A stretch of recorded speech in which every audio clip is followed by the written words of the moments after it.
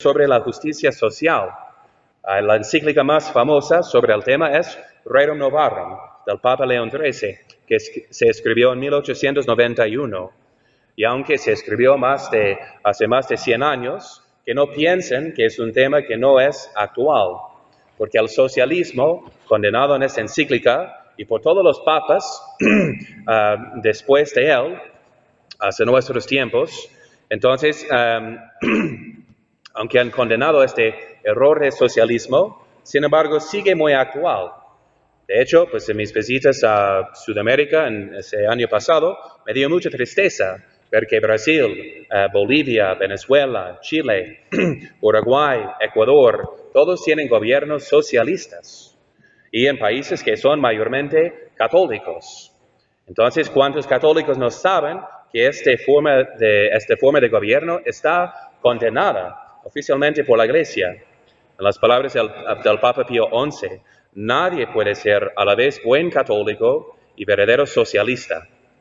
Entonces vamos a contemplar hoy lo que nos dice el Papa en esta gran encíclica sobre no solamente los errores de los socialistas, sino la verdad que Dios ha puesto en el hombre, que nos ha revelado en cuanto a nuestra dignidad como hijos de Dios, su imagen y semejanza.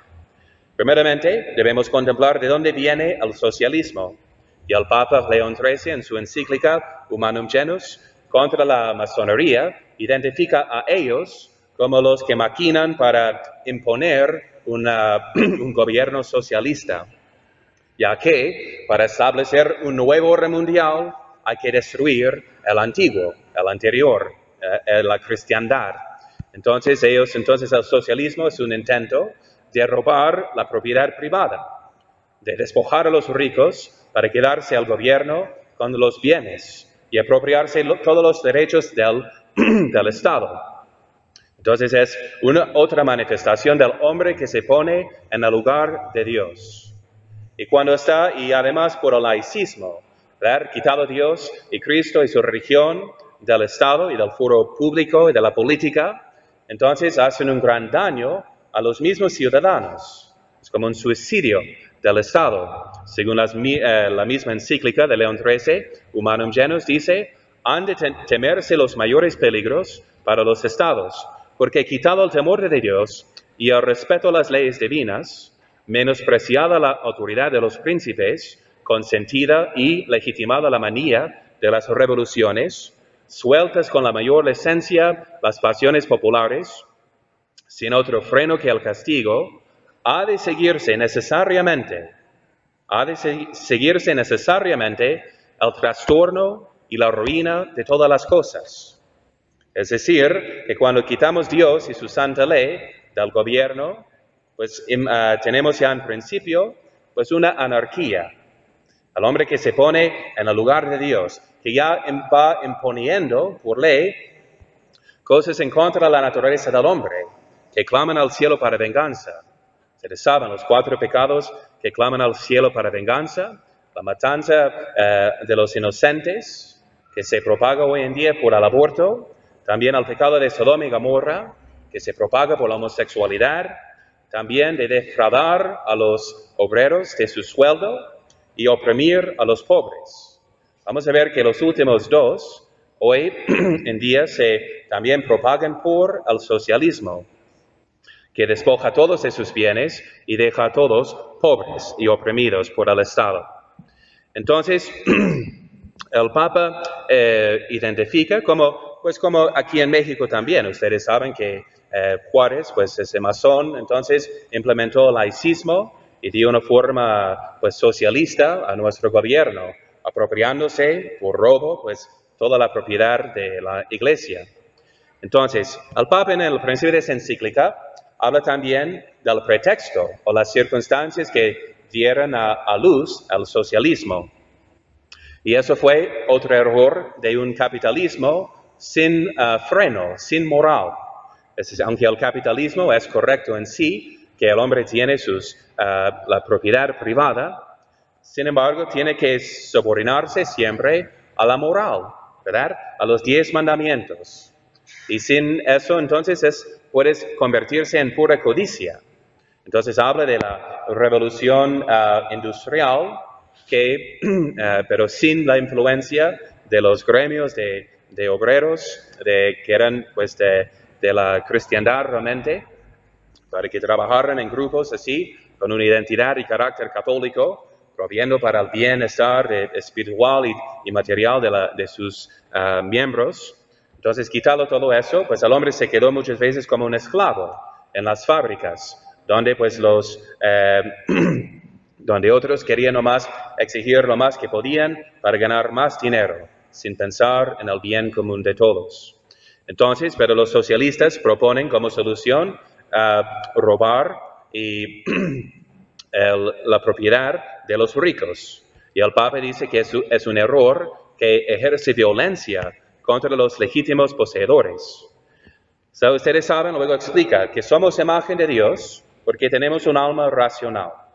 Entonces, por el puro hecho de que el hombre existe, pero también somos imagen y semejanza de Dios por el primer mandato que recibe el hombre, de cultivar y labrar la tierra, que no se desarrolla por sí misma, sino bajo la labor del hombre, entonces se desarrolla. Y así el hombre entonces es como imagen de Dios en el hecho de que él sigue pues ordenando al mundo. Y así con el uso de la razón, el hombre puede pensar en el futuro y también puede formar familia y pensar en el patrimonio. Y así entonces le corresponde lo que él mismo desarrolla o cultiva de la tierra con sus propias manos. Así es la dignidad de la labor, como imagen y semejanza de Dios que tiene el hombre. Entonces, dice que poseer algo en privado como propio es un derecho dado al hombre por la naturaleza. Y luego menciona que el hombre, antes de que existía el Estado, recibió ese derecho directamente de Dios en el paraíso. Y ningún Estado, y aunque el Estado, la sociedad, nace de la familia, pues ya crecida, la familia política, digamos, que sin embargo el Estado no puede usurpar los derechos que tiene cada hombre y cada padre de familia, el derecho de poseer propiedad privada. Entonces, dice el Papa, entonces, de ningún modo sea lícito que venga nadie a violar ese derecho de él mismo. Entonces, y vemos que es un pecado contra el 10º mandamiento, de no codiciar los bienes ajenos. Entonces, y vemos que en el Antiguo Testamento, cuando los egipcios no pagaron lo que era justo a los israelitas, era un pecado que clamó al cielo para venganza. Y además es de la naturaleza del hombre que provee también para su familia. Dice el Papa, es ley santísima de naturaleza que el padre de familia provea al sustento y a todas las atenciones de los que engendró. E igualmente se deduce de la misma naturaleza que quiera adquirir y disponer para sus hijos, que prolongan la personalidad del padre. Y así entonces es algo que les menciono, porque hoy en día también hay pues intentos de imponer leyes que quita la patria potestad, es decir, la autoridad que tiene el padre sobre sus hijos. Y eso se están ahora mismo, entonces, trabajando en eso, para imponer leyes que dan derechos sexuales, de practicar toda especie de pecado y perversidad a los niños, de modo que sus padres no se pueden oponer a lo que quieran practicar sus niños. Serán derechos en contra de los derechos de los papás. Y el Papa condena este gran error, diciendo, además, dice que querer por consiguiente que la potestad civil penetre a su arbitrio hasta la intimidad de los hogares es un error grave y pernicioso. Y es tal la patria potestad que no puede ser ni extinguida ni absorbida por el poder público, pues que tiene idéntico y común principio con la vida misma de los hombres. Los hijos son algo del padre y como una cierta ampliación de la persona paterna. De ahí que cuando los socialistas, preteriendo en absoluto la providencia de los padres, hacen intervenir a los poderes públicos obran contra la justicia natural y destruyen la organización familiar. Y eso entonces sigue como una persecución de la iglesia. Entonces ustedes saben que también a veces es por la obligación de la educación pública, que no puede obligar al Estado, ya que los padres son los primeros educadores de sus hijos. Entonces, pero ha habido muchos intentos y siguen hoy en día intentos de eliminar pues, la educación de los hijos en la casa, por ejemplo, forzándolos a ser educados por un Estado socialista y laicista para la corrupción de los hijos. Luego el Papa también menciona que cuando el Estado impone el socialismo, quitando los derechos de los obreros y la posesión de propiedad privada, hace que todos sean pobres. Entonces hace pues miserable al Estado de todos y luego al Estado mismo, ya que el hombre está motivado a trabajar por ganar lo suyo. Y por eso es un fracaso total en los países comunistas, en Rusia, por ejemplo, en Cuba, que han intentado esta forma económica. Dejan que a la gente perezosa, sin querer trabajar, sabiendo que no les corresponde lo que van a desarrollar. Y luego nos menciona, porque los socialistas se basan en un concepto falso de la igualdad, que es la Revolución Francesa, ¿no? Ese lema de fraternidad, de libertad, fraternidad e igualdad. Pero es una igualdad falsa en contra de la naturaleza. Porque primeramente Dios puso una bendita desigualdad en la naturaleza. Entonces, ¿qué es lo que hace? Pues el bosque, por ejemplo, la tierra bella. Es el hecho de que hay desigualdad de colores, de tamaños, que hacen pues una armonía. Igual en las clases sociales también, son de la naturaleza misma. Que uno, por ejemplo, tiene más talento, más inteligencia, más salud, más habilidad, más fuerza. Y así entonces, por ser diferentes, el hombre, la mujer, y con respecto a todos nuestros talentos, así nos complementamos. Como mencionó el Papa, ¿no? Como presenta la palabra de Dios, la Iglesia también. Es un cuerpo místico, con muchos miembros distintos. Y la desigualdad de miembros hace que sea pues un cuerpo bello, con esta armonía. Entonces, y además condena pues este sueño ficticioso de los socialistas que dicen que vamos a acabar con el sufrimiento y la pobreza. Mientras el Señor nos aseguró que siempre íbamos a tener los pobres con nosotros. Y además que el sufrimiento no se puede eliminar, porque es parte del plan de Dios para nuestra santificación. Así fue la penitencia que recibió Adán para deshacer su inclinación a la pereza, al egoísmo, a ser independiente de los demás, de su familia. Entonces tiene que trabajar con sudor y entre espinas para llevar a cabo su salvación, como la mujer que trabaja y entre muchos sufrimientos también, como madre doméstica, criando a los hijos. Pero es por ese sufrimiento que nos santificamos. Y luego, pues, dice entonces, cuando todos cooperan juntos. Entonces, luego llega, pues, al Papa a recordarnos de nuestros deberes, primeramente de los obreros. Y como lo toma de la palabra de Dios, que dice San Pablo, pues, siervos, obedeced a sus señores como al Señor. Porque toda la autoridad y la paternidad deriva de Dios Padre. De modo que respetamos a la autoridad divina en nuestros superiores, en nuestros patronos, según la autoridad que cada quien tenga. Entonces, que no jamás ofendamos a la persona, ¿verdad?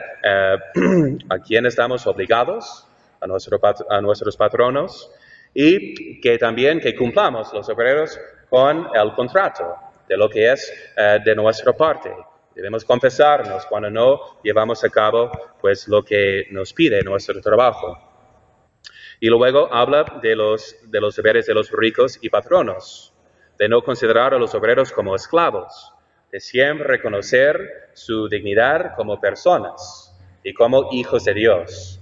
Y por ende, pues prohíbe, por ejemplo, que se obligan a trabajar en los días festivos, en los domingos, los días de guardia. con tal de que no sea pues trabajo necesario, ¿verdad? Pero que tengan el tiempo para desarrollar su cultura, ¿verdad? Como contemplando a Dios, pasando tiempo con su familia y este bendito descanso para el cual estamos hechos. Porque no somos como los demás animales, que nomás trabajan y mueren. Nosotros estamos hechos para el séptimo día, ese día de descanso, de estar con el Señor. Esa es nuestra vocación vertical, digamos, ¿no? De acercarnos a Dios. Y luego dice que es preciso que les den lo que les corresponde, dándole un sueldo justo, con el cual pues pueden con modestia pues vivir y sostener a su familia, ¿verdad? Y si el hombre puede, y menciona que si el hombre puede ahorrar un poquito más, luego puede ir formando un patrimonio que puede dar a sus hijos. Eso entonces evita el conflicto entre las clases sociales, pues evita muchas tentaciones y vicios que nacen de no tener lo suficiente. Un padre me decía que pues una mujer en su colonia, muy buena mujer, pero de repente cayó en la prostitución, porque se dio cuenta de cuánto podía ganar, que nunca podía ganar lo suficiente para su familia, entonces cayó entonces en este gran vicio, nomás en busca de dinero.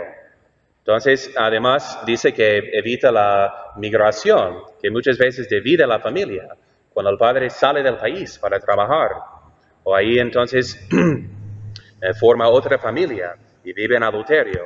Entonces, todo eso se puede evitar dando lo que es justo para que el hombre se mantenga y a su familia. Entonces, y el hombre entonces es imagen y semejanza de Dios en cuanto provee para los demás también. Entonces, por eso la opresión de los pobres clama al cielo para venganza, porque va en contra de la imagen y semejanza de Dios, del hombre generoso, Dios siendo infinitamente rico y que quiere compartir sus bienes con los demás. Entonces, luego llegamos al punto clave que dice el Papa en contra del estado materialista de los socialistas. No reconocen a Dios y a Cristo en la política. Y eso es un error condenado muchas veces del laicismo. Entonces, y dice, al contrario, por ser un estado materialista, nomás engendra la codicia y el conflicto entre los ricos y los pobres. Porque si el bienestar del hombre consiste en tener cosas materiales, entonces no pueden ser los tuyos al mismo tiempo que son los míos. Y todos entonces luchan para tener más, para ser supuestamente más felices. Mientras la Iglesia nos enseña que la felicidad del hombre consiste en la práctica de la virtud. Entonces, siendo rico o pobre, todo no es cuánto uno tenga, sino cómo haga uso de ello. En eso se hace feliz el hombre, por la práctica de la virtud. Entonces dice el Papa, pues lo que nos enseña de por sí la naturaleza, que solo habremos de vivir la verdadera vida cuando hayamos salido de este mundo. Eso mismo es dogma cristiano y fundamento de la razón y de todo el ser de la religión. Pues, puesto que Dios no creó al hombre para estas cosas frágiles y perecederas, sino para las celestiales y eternas, dándonos la tierra como lugar de exilio y no de residencia permanente. Nada importa eso para la felicidad eterna, la abundancia o carezca de riquezas. Lo verdaderamente importante es el modo como se usa de ellos. Y luego dice que Jesucristo no suprimió en modo alguno con su copiosa redención las tribulaciones diversas de que está tejida casi por completo la vida mortal, sino que hizo de ellas estímulo de virtudes y materia de merecimientos, hasta el punto de que ningún mortal podrá alcanzar los premios eternos si no sigue las huellas ensangrentadas de Cristo. Si sufrimos, dice el apóstol, también reinaremos con Él.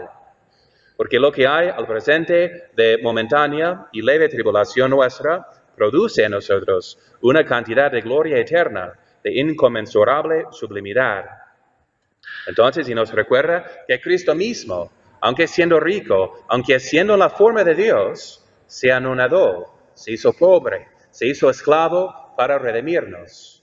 que quiso por 30 de los 33 años de su vida andar como hijo de un carpintero, él mismo ocupado en las obras sencillas de un obrero. Entonces luego, y dice que no tiene lugar para descansar su cabeza. Así andaba como mendigo también durante su vida de apostolado. Entonces él levanta y eleva pues la dignidad de los pobres, viendo que es un medio para santificación, que bienaventurados lo son. Y además les es más fácil ganar su salvación, porque luego llega el Papa a decir que de los peligros para los ricos, diciendo, así pues quedan avisados los ricos de que las riquezas no aporten consigo la exención del dolor, ni aprovechen nada para la felicidad eterna, sino que más bien la obstaculizan. Citando a las palabras del Señor, qué difícil, cuán difícil es para un rico entrar en el reino de los cielos, de que deben imponer temor a los ricos las tremendas amenazas de Jesucristo, y de que pronto o tarde se habrá de dar cuenta severísima al divino juez del uso de las riquezas.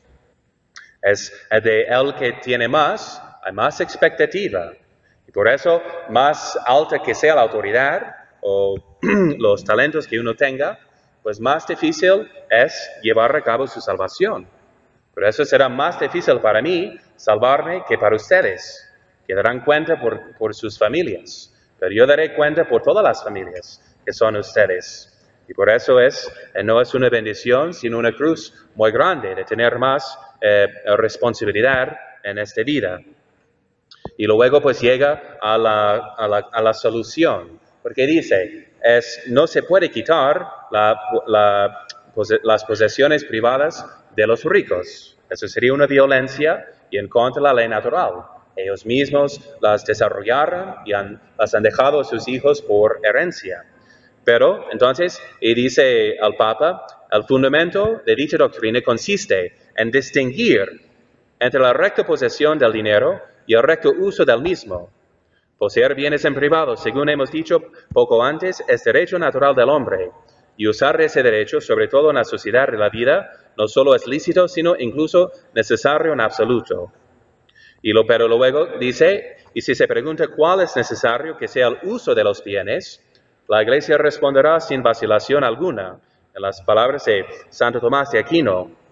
En cuanto a esto, el hombre no debe considerar las cosas externas como propias, sino como comunes. Es decir, de modo que las comparta fácilmente con otros en sus necesidades. De donde el apóstol dice, manda a los ricos de este siglo que den, que compartan con facilidad. Entonces, tenemos nuestros bienes personales, pero para nuestra santificación y felicidad, tenemos que compartirlos, buscando pues el bien común de todos. Obviamente de una forma prudente, porque la caridad empieza en la casa, pero siempre buscando pues el bien común. Y luego menciona que eso es de consejo y no por ley, porque así, cuando lo hacen así por caridad de Cristo, como el mismo Cristo mencionó, cuánto lo has hecho al hermano más pequeño, a mí me lo has hecho. Entonces, cuando lo hacemos así, crecemos en la virtud, damos testimonio de la caridad de Cristo y nos santificamos. Mientras dice, al contrario, cuando se impone injustamente por ley, luego se quita este motivo de caridad.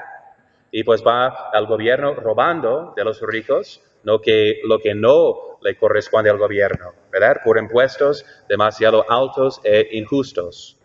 Entonces, menciona otra vez que la felicidad está en la virtud. Así nos hacemos santos. Y la Iglesia, cuando está presente con toda su influencia en la sociedad, une a los ricos y a los pobres. Como vemos en tantos santos reyes, como Santa Isabel de Hungría, de Portugal, y San Luis, rey de Francia. Todos servían a los pobres. Santa Isabel regalaba su corona a las muchachas más pobres, que no tenían con qué vestirse para sus bodas. Entonces así se ve cómo funciona la sociedad según el plan de Dios, en armonía según la caridad, en la cual todos nos sentimos como hermanos en Cristo, todos con la misma dignidad de ser hijos de Dios, todos hechos para el cielo y no para aquí. De modo que nos damos cuenta que somos lo que somos ante Dios y nada más. Entonces, y así, pues seremos juzgados. Entonces hay mucho más que dice el Papa, que les recomiendo pues meditar, pero luego termina también recordando a los pobres, que no se afanen por las cosas de este mundo, que sí, que busquen la justicia, que busquen un patrimonio para mejorar su estado y para su herencia para sus hijos. Pero cuando lo buscamos con este afán y ansiedad, dice que no, que aprovecha el hombre conquistar el mundo entero si pierde su alma por la codicia, o por robar, por mentir, para avanzar y tener más en este mundo. Y luego dice, eso lo buscan los paganos, pero vosotros buscar primero el reino de Dios y su justicia, y todo lo demás se os será por añadidura. Y termina la encíclica con la solución cristiana a este conflicto de clases para acabar con los argumentos de los socialistas, diciendo que ya que la ansiada solución se ha de esperar principalmente de una gran efusión de la caridad cristiana, entendemos que compendia en sí toda la ley del Evangelio y que dispuesta en todo momento a entregarse por el bien de los demás, es el antídoto más seguro contra la insolvencia y el egoísmo del mundo, y cuyos rasgos y grados divinos expresó el apóstol San Pablo en estas palabras. La caridad es paciente, es benigna, no se aferra a lo que es suyo, lo sufre todo, lo soporta todo. Y así sea. María, Madre de Gracia, Madre de Misericordia,